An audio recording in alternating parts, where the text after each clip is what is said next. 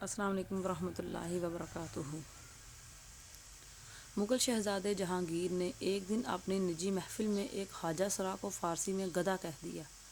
یہ بات بادشاہ اکبر تک پہنچی تو بادشاہ نے شہزادے کو طلب کر لیا۔ شہزادے نے غلطی کا اعتراف کر لیا۔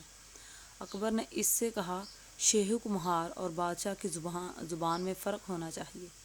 شہزادے نے جواب دیا، ابا حضور میری زبان پھسل گئی تھی۔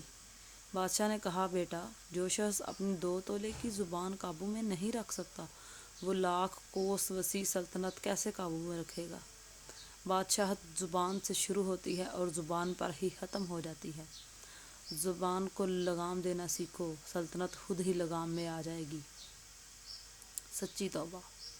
ایک بزرگ جا رہے تھے، کچھ بچے آپس میں بحث کر رہے تھے۔ جب قریب سے گزرے تو وہ بچے کہنے لگے، بابا جی، ہم آپس میں کسی مسئلہ پر بحث کر رہے ہیں، آپ ذرا فیصلہ کریں۔ اس نے کہا، بیٹا، کیا مسئلہ ہے؟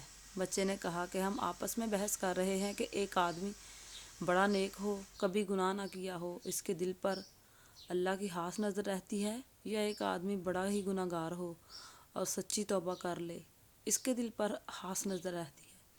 وہ بزرگ فرمانے لگے، بیٹا، میں عالم تو نہیں ہوں، تاہم ایک بات میرے تجربے میں آئی ہے کہ میں کپڑا بنتا ہوں، کھڈی چلاتا ہوں، دھاگے ہوتے ہیں۔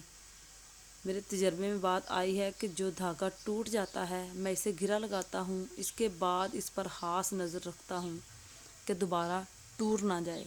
ممکن ہے جو بندہ شیطان کے راستے کو چھوڑ کر سچی توبہ کر لے، اللہ سے اپنی گانٹھ باندھ لے، ممکن ہے کہ اس کے دل پر اللہ کی خاص نظر رہتی ہو کہ یہ بندہ دوبارہ نہ ٹوٹ جائے۔